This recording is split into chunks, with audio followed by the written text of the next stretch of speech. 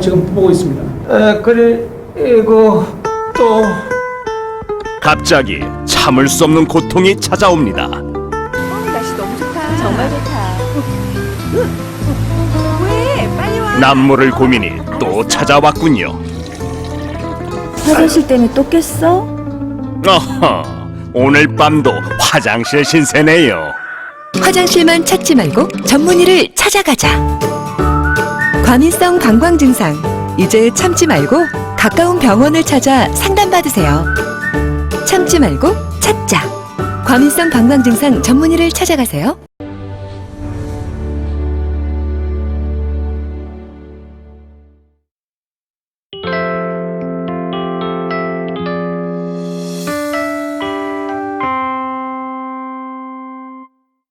(2016년도) 올해 들어 주제를 믿음, 신뢰라고 하는 주제를 갖고 연속 설교를 계속해 왔습니다. 오늘 이 주제에 대해서 마감하는 설교를 하려고 합니다. 오늘의 이 주제의 마지막 이 주제는 내가 나를 믿을 수 있는가? 여러분, 내가 나를 믿을 수 있습니까? 자기 신뢰가 가능한가에 대한 말씀을 드리려고 합니다. 론다 본이라고 하는 여성이 시크릿이라고 하는 책을 써낸 것이 있습니다. 이 내용은 세상에서 성공한 사람들의 공통점을 연구해서 발표한 것입니다. 그래서 우주의 비밀을 보여주겠다고 하는 책이지만 내용을 읽어보면 이기적인 자기 사랑에 머물고 있는 것입니다. 왜 그렇습니까? 세상에서 우리가 흔히 이야기하는 말, 간절히 내가 원하면 우주가 나서서 도와준다. 멋진 말이긴 하지만 아주 위험한 말입니다. 이 시크릿이라고 하는 책은 끌어당김의 법칙을 사용을 합니다. 무슨 뜻입니까? 생각이 곧 내 삶의 현실로 바뀌어질 수 있다는 것입니다. 우주의 비밀을 내가 사용할 수 있다는 것입니다. 긍정적 사고를 지닌 사람들에게는 긍정적 실체를 끌어당기는 힘을 얻게 되고, 부정적 사고를 하는 사람은 부정적 실체를 끌어당길 수밖에 없다고 하는 것을 주장을 합니다. 그래서 나쁜 생각을 하면 나쁜 일이 일어나고 좋은 생각을 하면 좋은 일이 생긴다는 법칙입니다. 돈을 아침부터 저녁까지 계속 생각하면 부자가 되고, 건강한 나를 끊임없이 생각하면 그렇게 된다고 말하고 있습니다. 그래서 이 일을 위해서는 3가지 방법론적인 단계론을 제시를 하는데, 그것은 원하는데 간절히 원하라는 것입니다. 그리고는 마치 종교처럼 믿으라는 것입니다. 그리고 받으라고 하는 것입니다. 이것을 가만히 보면 일종의 자기 암시를 확대해 가는 그런 모습입니다. 다르게 표현하면 자기 신뢰를 증폭할 수 있다고 하는 그런 내용입니다. 다르게 말한다면, 여러분, 제일 처음에는 병에 대해서 약을 제대로 처방하다가 어느 순간부터 위약, 그냥 소화제 같은 것도 줘도 플라시보 효과를 낼 수 있다는 것과도 비슷합니다. 인간에게는 이것이 어느 정도의 효과가 나타날 것입니다. 왜냐하면 인간은 생각하는 존재이기 때문에 그렇습니다. 그렇다고 한다면 기독교 신앙이 갖고 있는 자기 존중과 이 시크릿이라고 하는 것은 비슷한 것일까요?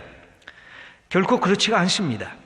시크릿이라고 하는 이 끌어당김의 법칙이라고 하는 것에는 기독교 신앙이 얘기하는 가장 중요한 2가지가 빠져 있습니다. 그것은 아주 심각한 위험성을 만들어낼 수가 있습니다. 첫째는 도덕적인 판단이 결여가 되어 있습니다. 다만 긍정적인 사고만이 최고라고 하는 잘못된 생각을 자꾸만 심어놓고 있습니다. 네가 할 수 있다, 그러면 된다라고 하는 이 긍정적 사고의 긍정주의입니다. 내가 인생의 삶의 기준이 되는 것입니다. 그래서 이것을 통해서 권력자가 때로는 돈 많은 사람이 자기가 갖고 있는 범위가 있는 사람이 되면 자기가 기준이 됩니다. 자기가 진리가 되고 자기가 진실이 되고 자기가 모든 것을 독점할 수 있는 위험성에 빠지는 것, 도덕적인 판단, 인간의 생각보다 더 큰 판단이 결여되어 있는 것입니다. 두 번째는 현실에 대해서 빨리 외면하는 것입니다. 삶이 얼마나 처절한 진흙탕 싸움인가를 망각합니다. 그래서 이 땅에는 가난한 사람이 있을 수밖에 없고 고난당하는 사람이 있을 수밖에 없다는 그들에 대한 국률함, 불쌍히 여기는 아픔이 없다는 것입니다. 결정적인 위험에 도달하게 되는데 사람이 긍정적인 마음을 가졌다가도 이루어지지 않을 때가 얼마나 많습니까? 그때 되면은 더 이상 탈출구가 없다는 것입니다. 나는 그렇게 긍정적인 생각을 많이 했는데도 왜 나에게는 이루어지지 않고 있을까? 그럴 때 나타나는 것이 바로 뭘까요? 나는 버림받은 존재인가 봐. 나는 아무것도 할 수 없는 존재인가 봐 하면서 자기를 포기하게 됩니다. 실제로 수많은 사람들이 열심히 무언가 해보려고 하다가도 거대한 장벽 앞에 부정적인 생각 속에 멈춰서게 됩니다. 나는 안 돼. 나는 낙심할 수밖에 없어.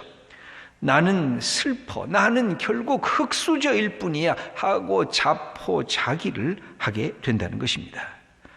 그런데 말로만 나도 금수저가 될 수 있다고 자꾸 암송한다고 금수저가 되는 것이 아님을 스스로 경험하면서 실패자라고 스스로 여기면서 좌절을 경험하게 되고 자기 비하하게 되고 자기를 향해 스스로 억압당하게 됩니다. 심지어 죽는 사람들도 얼마나 많습니까? 이 2014년도의 통계에 의하면 이 대한민국 땅에 38분마다 한 사람씩 자살을 한다는 것입니다. 한 해에 1만 4천 명 이상이 죽어가고 있습니다. 10만 명당 29명이 자기 스스로 죽음을 택하고 있습니다. 이들이 얼마나 많은 경우에 긍정적인 마인드를 갖고 인생을 살라 그랬을까요? 근데 현실로 안 되는 것입니다. 현실로 더 이상 내 길이 없다고 생각하는 것입니다. 그러면 스스로 죽음을 택하고 있는 이 모습을 보면서 우리의 마음이 얼마나 안타깝습니까? 그렇다고 하면 기독교 신앙인은 이 부정적인 자기 자신에 대한 이 네거티브한 생각을 하지 않는 존재일까요? 예수 믿는 사람들은 자기 자신에 대해서 더 부정적인 생각을 하는 사람들입니다. 세상적으로 우리가 성공했다고 하는 인물로 우리가 성경에서 두 사람을 예를 들어서 뽑을 수 있다고 하면 그들에게도 굉장한 자기 아픔과 자기의 네거티브한 부정적인 삶의 표현들이 있습니다. 두 사람을 들라고 하면 첫째는 모세, 둘째는 솔로몬입니다. 한 사람은 민족의 지도자였고 한 사람은 인간 중에 최고 지혜자라고 일컫는 인물이었습니다. 모세는 하나님과 친히 대면한 자, 하나님과 사람들 앞에서 온유한 자라고 하는 마지막에 보면 최고의 칭호를 받게 됩니다. 그는 그의 어두운 그림자, 자기 자신의 부정적인 이런 것들을 이겨나갈 수 있는 힘을 얻게 됐는데 어떻게 이겨나갈 수가 있었을까요? 모세가 갖고 있었던 약점이 있었습니다. 그는 그의 생애를 이렇게 우리가 성경을 통해서 읽어보면 그는 일종의 겁먹은 우울증 형태의 인물이었습니다. 그는 그렇게 활발한 인물이 되지를 못했습니다. 그는 자기의 삶을 끊임없이 보면서 우울증 속에 빠져들어갔던 그런 경험들이 있었습니다. 왜 그랬을까? 그는 무엇보다 어릴 때 부모로부터 버림받은 경험이 있습니다. 그는 자기가 유대인이라고 하는 사실은 늦게 깨달았을 겁니다.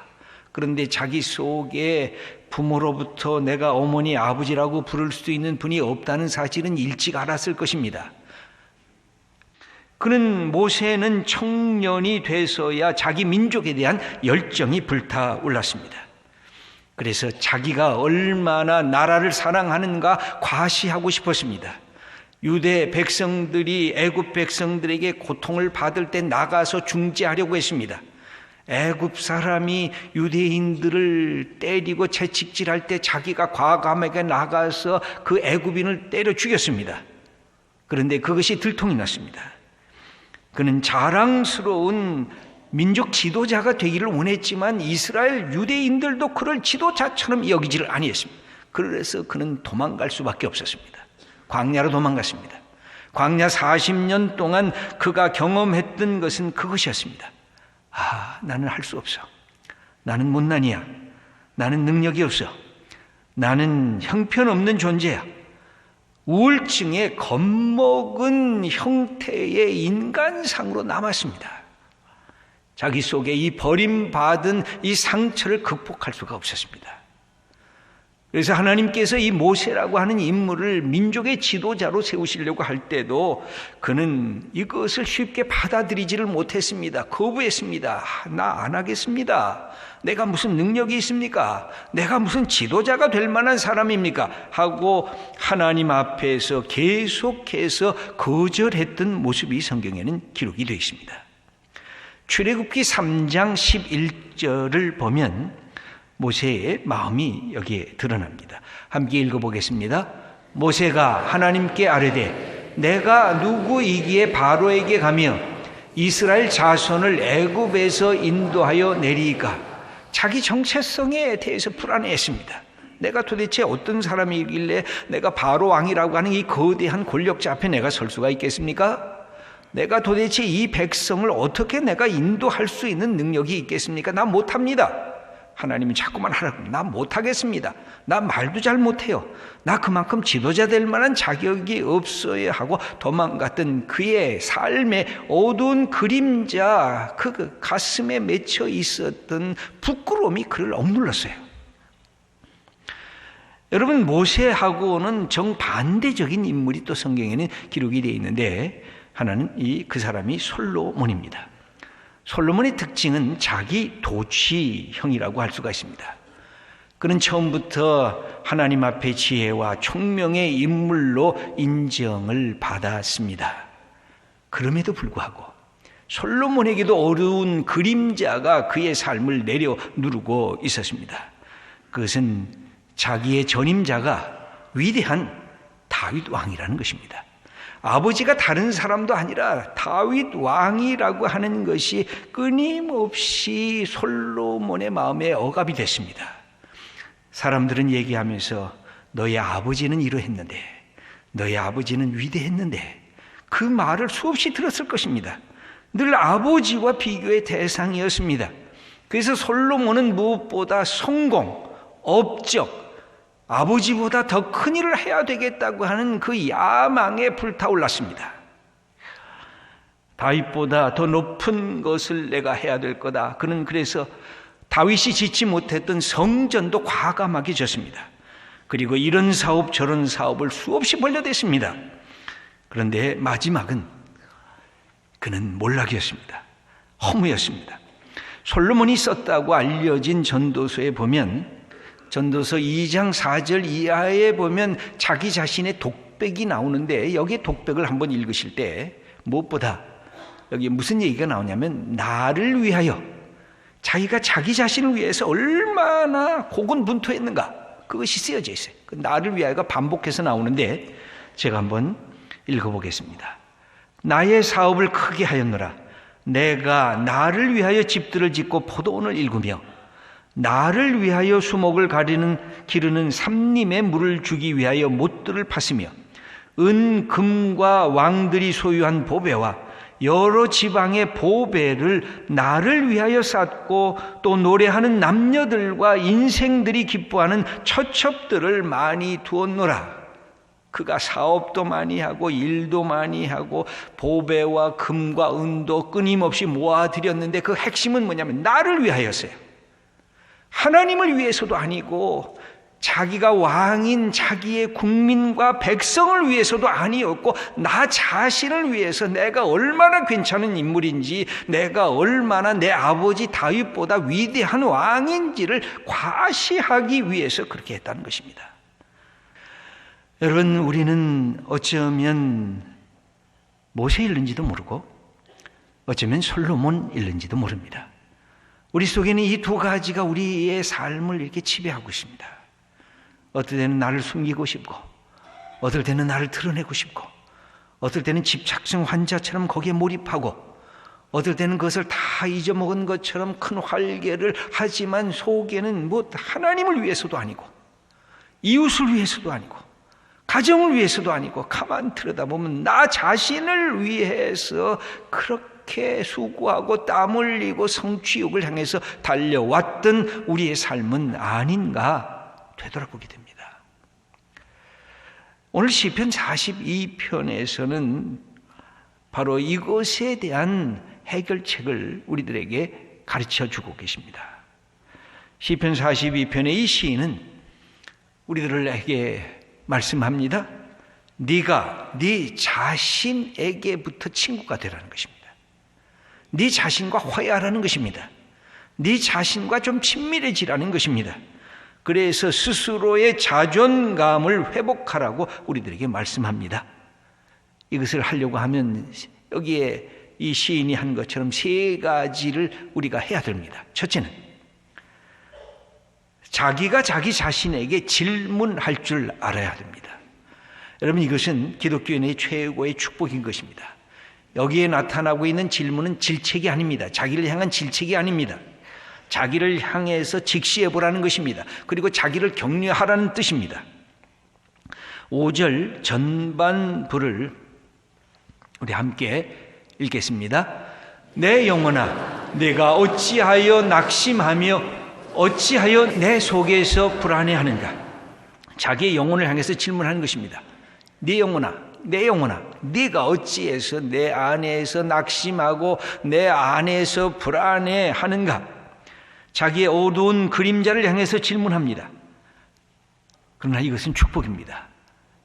신앙 안에만 있는 축복입니다. 자기 반성입니다. 자기 회개입니다. 자기 내면의 상처가 심각하게 나 자신을 위협하고 있음을 인지하고 있는 증거입니다. 우리는 많은 경우에 이 방어 기제, 방어 메커니즘이 작동을 합니다. 내 부끄러움, 내가 갖고 있는 약점, 다른 사람에게 보여주는 것은 물론 싫어하지만 나 자신에게도 인정하기를 싫어해요. 그런데 이 시인은 나의 문제점을 노출시키겠다는 것입니다.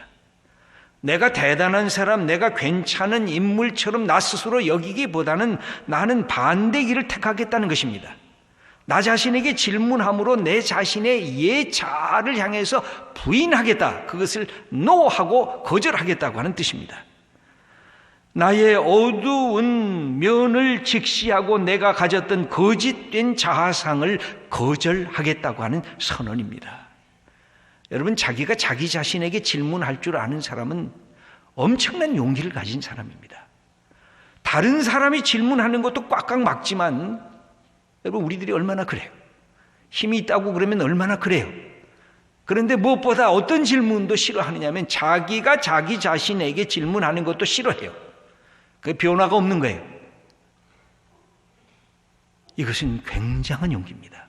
내가 나를 향해서 너 지금 왜 그렇게 사냐? 너 지금 왜 그렇게 실망하냐? 너 그렇게 살아도 되는 거냐? 너 그렇게 너 자신을 포기하면서 낙심하면서 네 인생을 살려 하고 내가 내 자신에게 질문할 수 있어야 회개가 가능하고 변화가 가능해지는 것입니다. 이것을 이 시인은 하고 있습니다. 두 번째는 자기 과거 고통에 대한 기억을 끄집어냅니다. 여러분, 옛날에 내가 경험했던 부끄러운 과거들을 끄집어내려고 하면 싫잖아요. 그런데 이 시인은 그걸 끄집어내요. 3절 말씀을 함께 읽겠습니다. 사람들이 종일 내게 하는 말이 내 하나님이 어디 있느냐 하오니 내 눈물이 주야로 내 음식이 되었도다. 친구라고 여겼는데 어느 날 나를 향해서 조롱하는 것, 적대자가 되어 있는 것, 내가 갖고 있는 나의 고통, 나의 슬픔을 다시 인식하는 것, 충격적인 내 삶을 다시 확인하는 것이야말로 그것을 뛰어넘는 새로운 세계로 들어갈 수가 있다는 것입니다. 나의 옛 모습은 외롭고 상처뿐이었습니다. 나는 지금 탈진 상태입니다. 나는 한 걸음도 나아갈 수가 없습니다. 기가 막힐 웅덩이에 빠져서 나는 절망할 수밖에 없습니다 라고 자기 자신에게 이야기하는 것입니다. 그러면서 이 나 자신의 이 모든 모습을 이 신앙은 어떻게 할까요? 하나님께 맡기는 것입니다. 나를 뛰어넘는 분, 나를 사랑하시는 분, 나의 처음부터 마지막까지 아시는 하나님에게 소망을 두는 것입니다. 여기 하나님께 나의 어둡고 비참한 그림자조차 맡기겠다고 하는 이 시인의 고백이 5절에 나옵니다. 다시 한번 읽어보도록 하겠습니다. 내 영혼아, 네가 어찌하여 낙심하며 어찌하여 내 속에서 불안해하는가? 너는 하나님께 소망을 두라. 그가 나타나 도우심으로 말미암아 내가 여전히 찬송하리로다. 세상에 다른 데 소망을 둘 데가 없지 않느냐? 너 자신에게도 소망을 둘 수 없지 않느냐? 네 모습 네가 다 알지 않느냐? 그러면 우리를 만드신 창조주, 나를 사랑하시는 하나님에게 소망을 두라는 것입니다. 그리고 그분의 도우심을 받으라는 것입니다. 하나님께서 이 시대에 왜 나를 여기에 보내주셨는지, 나를 이 시대에 왜 나를 파송하셨는지를 내가 깨달으라는 것입니다. 이 변화하기 위해서 이 시인은 두 가지를 우리들에게 가르쳐 줍니다. 첫째는 내가 나 자신을 위해서 위로할 줄 알라는 것입니다. 여러분, 예수 믿으면 내가 나를 향해서 격려할 줄 알아야 돼요. 나를 위로할 줄 알아야 돼요. 그게 친구가 되는 거예요. 여러분, 친구가 되는 게 뭐예요? 위로해 줄 줄 알아야 되잖아요. 내가 내 친구가 되는 것은 나를 학대하고 나를 비하하고 나를 내팽겨치고 나를 못 살게 구지 말고 내 부끄러운 것, 내 연약한 그 내 모습을 위로하라는 거예요. 자기 자신을 격려하라는 거예요. 변화가 생긴 두 번째의 모습은 무엇입니까? 지금까지는 성공을 향해서, 성취를 향해서, 업적을 향해서 그렇게 달려왔던 그 모든 것들을 다 내려놓고 이제는 내가 하나님만으로 만족하겠습니다. 하나님에게만 소망을 두고 내가 살아가겠습니다 하고 선언했다는 것입니다. 여러분, 우리도 모세처럼 버림받았다고 여겼을 때가 있을 것입니다. 도무지 내 모습을 받아들일 수 없는 것처럼 아픈 모습이 있을 것입니다. 그때 하나님이 우리를 찾아오십니다. 하나님이 우리를 아십니다. 그리고 하나님이 나를 인생의 주인공으로 세우십니다. 그리고 하나님이 쓰실 만한 이 역사를 우리에게 가르쳐 주십니다. 그게 모세의 생애였어요. 솔로몬처럼 자기 도취형에 빠져 있는 사람들, 그래서 나는 성공하지 않으면 안 된다고, 나는 이 업적을 내가 누리지 않으면 안 된다고 그렇게 달려왔던 그 사람들의 영혼의 허전함을 다 내려놓게 하셨어요. 그리고 이제는 하나님만으로 만족하게 하겠다고, 내가 내 인생을 doing, 무엇을 하는가에 의해서 나의 가치를 삼았던 것을 다 내려놓고 이제는 하나님 안에서 내 자신이 being, 존재 그 자체만으로도 소중한 존재인 것을 하나님이 내게 가르쳐 주신 것, 그것으로 만족하겠다는 거예요. 여러분, 그동안 수고하면서 달려왔지 않아요? 그 모든 것 잠시 내려놓으셔야 돼요. 내가 이렇게 존재하는 것만으로도 하나님은 좋아하세요. 하나님께서 나를 너는 복덩이다, 축복의 통로다, 그렇게 가르쳐 주세요. 그런데 내가 그 성취하지 않으면 안달안달 하면서 달려왔던 그 모든 것들을 내려놓고 하나님께만 내가 소망을 두고 하나님만 만족하고 내게 주어진 삶을 내가 이젠 기쁨으로 감사함으로 순종하면서 가겠습니다. 그게 믿음입니다. 그때 내가 얼마나 소중한 존재인지, 하나님이 사랑하는 아들까지 주셔서 사랑하신 내가 얼마나 값진 하나님의 사람이지, 그때 무엇이든지 하셔도 좋아요. 그때 내게 주어진 일 그냥 하나씩 하나씩 해나가는 것, 그게 우리 그리스도인들의 삶이에요. 사랑하는 우리 귀한 성도 여러분, 하나님께서 우리를 이 시간 불러주신 것은 너는 내 사랑하는 아들, 내 사랑하는 딸, 네가 나의 복덩이다, 네가 축복의 통로로 내가 너를 세우겠다, 주님으로만 만족하고 나아가는 우리 복된 성도님들 다 되시기를 축원합니다.